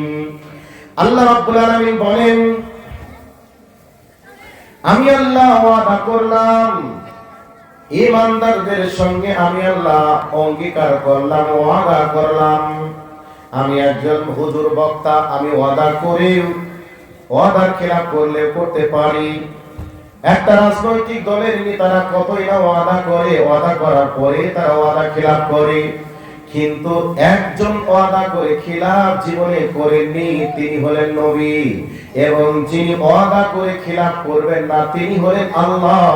তিনি যা ওয়াদা করবেন পূরণ করতেও পারবেন, সেই আল্লাহ পাক বলছেন, ওয়াদাল্লাহুল লাযীনা আমানু মিনকুম, হে পৃথিবীর ঈমানদার বান্দা বান্দীরা, আমি আল্লাহ তোমাদের কাছে ওয়াদা করলাম, তোমরা যদি ঈমান আনতে পারো, তোমরা যদি নেক আমল করতে পারো, লা ইস্তাখলিফান্নাহুম ফিল আরদি, আমি আল্লাহ তোমাদেরকে জমিনের নেতা বানিয়ে দিব। জমিনের নেতা বানাবেন কাদেরকে? যদি তোমরা ঈমান আনো আর নেক আমল করো, আমি আল্লাহ তোমাদেরকে জমিনের নেতা বানাবো, প্রতিনিধি বানাবো। এবার আপনারা বলবেন, মৌলভী সাহেব তোমাকে দেখতে যেমন মোটা লাগছে না, তোমার বুদ্ধিটা মোটা। এটা ভারতবর্ষ গণতান্ত্রিক একটা দেশ। এই দেশে যাদের জনসংখ্যা বেশি তারাই নেতা নেত্রী তৈরি করবে। তা তুমি কয় পার্সেন্ট আছো তা তুমি নেতা বানাবে? এ কথা তুমি বলছি নাকি মানা যায়? এ কথা বলবেন আপনারা, কিন্তু আমি বলছি এবার শুনে নেন। ভারতবর্ষেই মুসলিমরা একটানা 800 বছর রাজত্ব করেছে, ইতিহাস আমরা জানি। তো মুসলমান তখন বেশি ছিল না, এখন বেশি আছে? হ্যাঁ, এখন বেশি আছে, তখন কম ছিল। কম থাকার পরেও যে আল্লাহ 800 বছর মুসলমানদেরকে চেয়ারটা পাছায় রাখতে পেরেছিলেন, সেই আল্লাহ 2025 সাল বা 26 সালে এসে আল্লাহর ক্ষমতা কমে গেছে না? ক্ষমতা তাই আছে, তাই আছে। তো তখন যে আল্লাহ পেরেছিলেন সে আল্লাহ এখন কি পারবেন না? আল্লাহ পারবেন। তো আল্লাহ বলছেন, তোমরা যদি ঈমান নিয়ে আসো আর নেক আমল করো, আমি আল্লাহ তোমাদেরকে জমিনের নেতা বানাবো, যেমন ইতিপূর্বে বানিয়েছিলাম। গোটা পৃথিবীর অর্ধেক পৃথিবীকে মুসলমানরা শাসন করেছিল। ভারতবর্ষে একটানা 800 বছর রাজত্ব মুসলমানরা করেছিল। সেই ক্ষমতা, সেই রাজত্ব আমি আল্লাহ তোমাদেরকে আবার দিও, যদি তোমরা ঈমান এবং নেক আমল করো। যতই লাপালাপি ফাটাফাটি আর যতই বলি আমরা জনসংখ্যায় প্রায় কাছাকাছি হয়ে গেছি, এই অবস্থায় আমরা এখন আলাদা করে দল তৈরি করে আমরা এই মুখ্যমন্ত্রী হব, আমরা এই প্রধানমন্ত্রী হব, এই ভাবনা চিন্তা যারা করছে তারা মূর্খের সঙ্গে বাস করছেন।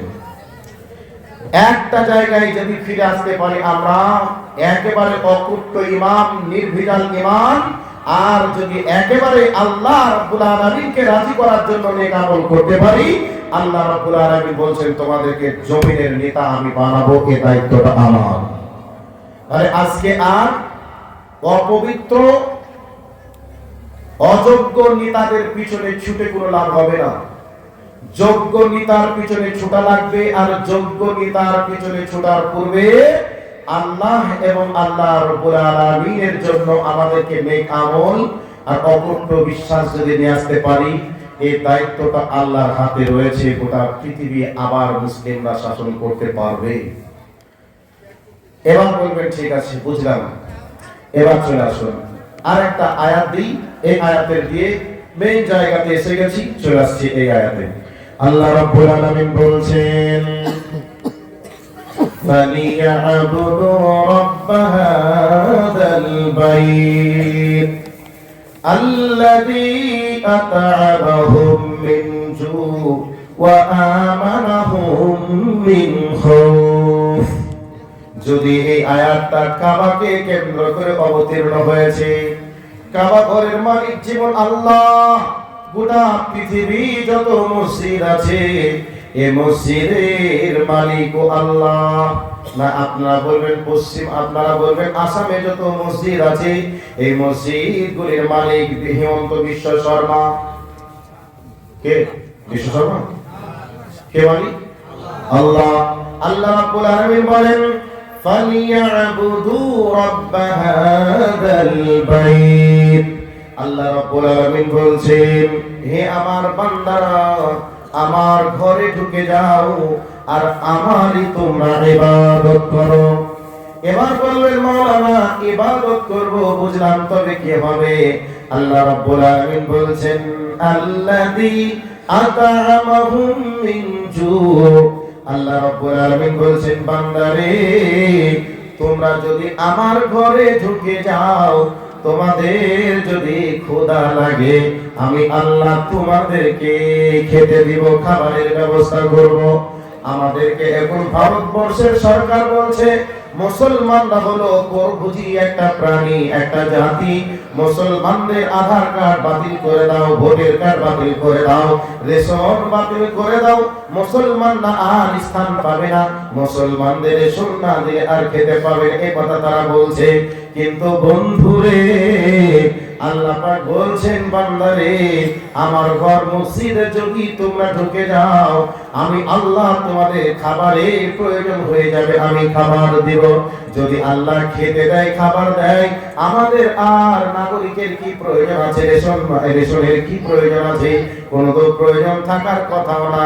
এবার আল্লাহ পাক বলছেন ওয়া আমানাহুম মিন খাউফ। আল্লাহ রাব্বুল আলামিন বলছে বান্দারে, যখন তোমাদেরকে মারবো কাটবো বলে হুমকি দেবে, ভীত সন্ত্রস্ত করে তুলবে, আমি আল্লাহ ওই অবস্থায় তোমাদেরকে নিরাপত্তা দান করব। একটা উদাহরণ দিই। এতগুলো মানুষ আমার উপরে রাগ করলে রাগান্বিত হয়ে বলছে সারাকে বাঁধ, পশ্চিমবঙ্গ থেকে এসে বড় বড় লেকচার দিচ্ছে বাঁধ আর পিঠ। এখন এই অবস্থার খবরটা সাথে সাথে আপনাদের মুখ্যমন্ত্রীর কানে চলে গেছে।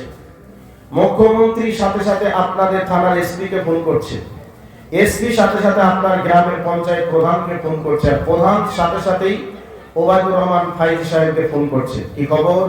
তো বলছে আরে এবাদুল্লাহ যেমন তেমন লোক নেবে, ও এসেছে কলকাতা থেকে, সত্য এই কথা জানি আমরা, কিন্তু এখনই হিমন্ত শর্মা ফোন করলো, যদি মেরেছিস তার খবর আছে, তোদের জাত গোষ্ঠী পর্যন্ত একবার উদ্ধার করে দিবে। এই খবরটা যদি শুনে যায় আর এই খবরটা যদি বলেন, তাহলে আমার গায়ে একটা চুল তুলবো এই চিন্তাটা আর কারোর ব্রেনে থাকবে? কথা বলো থাকবে? একবারে সব 74 ইঞ্চি ছাতি, 56 ইঞ্চি বুক, একেবারে মুখ থুবড়ি এক জায়গায় হয়ে যাবে। না ছেড়ে দাও, যেখান থেকে এসেছি সেখানে চলে যায়, ঝামেলা মিটে যাবে। এই কথা বলার চেষ্টা সবাই করবেন। করবেন কি করবেন না? করবেন। আল্লাহ রাব্বুল আলামিন বলছেন ওয়া আমানাহুম মিন খাউফ। আল্লাহ রাব্বুল আলামিন বলেন তোমাদেরকে মারবো কাটবো বলে হুমকি দেবে, ভীত সন্ত্রস্ত করে তুলবে, এই অবস্থায় আমি আল্লাহ তোমাদেরকে নিরাপত্তা দান করব। এখন গোটা ভারতবর্ষে শাসক গোষ্ঠী বলছে মুসলমানদেরকে মেরে দাও, কেটে দাও, শেষ করে দাও, মুসলমানদের বাড়ি ঘরগুলিকে জ্বালিয়ে দাও, মসজিদ মাদ্রাসা ভেঙে খান খান করে দাও। এই অবস্থা প্রসঙ্গে আল্লাহ রাব্বুল আলামিন বলছে, বান্দারে তোমরা আমার ঘরে ঢুকে যদি আমার ইবাদত করতে পারো, আমি আল্লাহ এই অবস্থায় তোমাদেরকে নিরাপত্তা দান করব। যদি আল্লাহ নিরাপত্তা দান করে গোটা ভারতবর্ষের প্রশাসন, গোটা ভারতবর্ষের যত অস্ত্র আছে সমস্ত অস্ত্রগুলিকে যদিও লাগিয়ে দেয়, তারপরেও কি মুসলমানদের কিছু করতে পারবে? কথা বলুন, পারবে? পারবে না। তাহলে কোন অভাব কিসে? 100 মুসলমানদেরকে মসজিদে ঢুকে যাওয়া। মুসলমান বেনামাজি থাকতে পারে না, মুসলমান মিথ্যা কথা বলতে পারে না। আর যে মুসলমান নামাজ পড়ে না সে মুসলমান নয়, সে আবু জাহেলের চাচাতো ভাই। কাজেই আজকে আমরা যে মার খাচ্ছি এর জন্য দায়ীটা আমরাই। আজকে আমরা আল্লাহর ঘর ছেড়েছি, আল্লাহর ইবাদত ছেড়েছি, আল্লাহর সঙ্গে আমাদের সম্পর্ক নষ্ট হয়ে গেছে। আল্লাহর নবী হযরত মুআয বিন জাবালকে বলছেন, হে মুআয বিন জাবাল, খবরদার 10টা পয়েন্ট ওসিয়ত দিতে গিয়ে নবীজি বলছেন, লা তাতরুকান্না সালাতাল মাকতুবাতা। নবীজি বলছেন, হে মুআয বিন জাবাল, খবরদার ইচ্ছাকৃতভাবে এক ওয়াক্তের ফরজ নামাজ ত্যাগ করিও না। যদি ফরজ নামাজ ত্যাগ করো তাহলে আল্লাহর সঙ্গে তোমার সম্পর্ক থাকবে না, কেটে যাবে। আজকে আমরা মুসলমান শতকরা, আমার সিলেহের ভাই সাইদুর রহমান উমি সাহেব উনি বলছিলেন যে শতকরা 97% ছেলে মেয়ে স্কুলে পড়ে, 3% ছেলে মেয়ে মাদ্রাসায় পড়ে। আমাদের টার্গেট 3% ছেলেদেরকে দিয়ে 97% এর কাছে কি করে ইসলাম পৌঁছানো যায় তার টার্গেট রাখা। এই কথা উনি বলেছেন, সত্যি বাস্তব বলেছেন। তবে আজকে বর্তমান পজিশনে আমি বলছি শতকরা 92% মুসলিম আমরা বেনামাজি। আবার যারা 8% নামাজি তারা আবার অনেকে রাসূলের পদ্ধতিতে পড়ে না। আবার যদি কেউ রাসূলের পদ্ধতিতে পড়ে, অনেকেই হালাল এবং হারামের সঙ্গে মিক্স হয়ে আছে। তাহলে শতকরা নির্ভেজাল ঈমানদার আল্লাহওয়ালা লোক কত% আছে? আজকে আল্লাহর সঙ্গে ধোঁকাবাজি, আল্লাহর সঙ্গে গাদ্দারি, আল্লাহর সঙ্গে বাটপারি করার কারণে আজকে আমাদের উপরে এই জুলুম অত্যাচার এসেছে। এই জুলুম অত্যাচারের হাত থেকে বাঁচার জন্য একটা জায়গায় যদি আমরা সবাই ঢুকে যাই, সেই জায়গার নাম আল্লাহর ঘর মসজিদ। এই যে সামনে রমজান মাস আসছে, আমরা সবাই মসজিদে ঢুকবো এই চিন্তা চেতনায়। যেমন ফজরের সালাতে রমজান মাসে জামাতে নামাজ হয়, এরকম যদি 12 মাস 5 ওয়াক্তের নামাজ হয়, আর এভাবে যদি গোটা পৃথিবী মুসলিম আল্লাহর সঙ্গে কানেক্ট করে, গোটা পৃথিবী আল্লাহ রাব্বুল আলামিন একবার ইসলামের জন্য কবুল করবে। গোটা পৃথিবীতে ইসলামের পতাকা পথ করে উঠবে। এমন কোন মায়ের বেটা থাকবে না মুসলিমদের দিকে আঙুল তুলে কথা বলতে পারে। সেই দিনটা আসবে তখনই যখনই 100 আল্লাহর ঘর মসজিদে যেতে পারবো। এখন মসজিদ ভাঙছে আর আমরা বলছি সারা আল্লাহর ঘর মসজিদ ভাঙলো। আরে ভাই, তুমি তো মসজিদটাকে আগেই বন্ধ করে দিয়েছো, সে ভাঙবে না কি করবে? ও মসজিদে তুমি তো যাও না, তোমার তো প্রয়োজন নেই, তাহলে ওই মসজিদটাকে রেখে কি করবে? কাজে আমাদের এখন প্রয়োজন কি? আল্লাহর ঘর মসজিদে যাওয়া। সম্মানিত উপস্থিতি, আমার কাছে খবর আসলো যে মা বোনরা এসেছেন, ওনাদের দিকে লক্ষ্য রেখে কিছু কথা বলতে হবে। বলবো, অবশ্যই বলবো। তো আপনারা যারা বসে আছেন একটু ধৈর্য ধরুন। এই ভাই, আপনারা আবার কোন কারণে দাঁড়ালে জায়গা হচ্ছে না? চলে আসেন, দেখেন চলে আসেন। তো যাই হোক, যারা আছেন কেউ নড়াচড়া করবেন না। এই ভাই, যাদের বসে আবার পায়খানার গতি আছে তারাই কে বলে যাবেন, তা নাহলে কেউ উঠবেন না, চুপচাপ। আজকে মাদ্রাসা চলছে তাহফিজুল কোরআন, নাকি যে মাদ্রাসা চলছে, এই মাদ্রাসার সরকার কারা?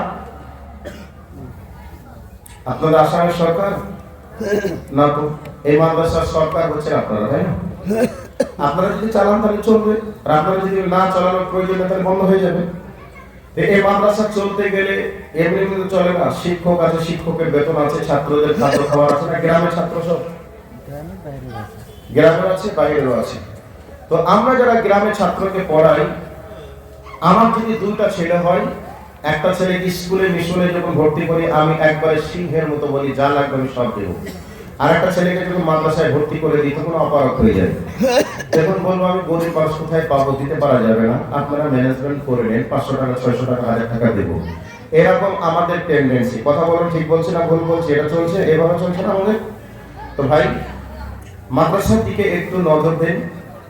যাদের ছেলে মাদ্রাসায় পড়াবেন তারা ভাবুন যে আমার ছেলে শুধু ভবিষ্যতের জন্যই নয়, আমার ছেলে আখেরাতে জাহান্নাম থেকে বাঁচার জন্য ট্রেনিং নিচ্ছে, আর আমার জন্য আখেরাতে দোয়া করবে, এর জন্য তার প্রস্তুতি চলছে। এর জন্য আপনাকে টাকা পকেট থেকে খরচ করে পড়াতে হবে। গেল।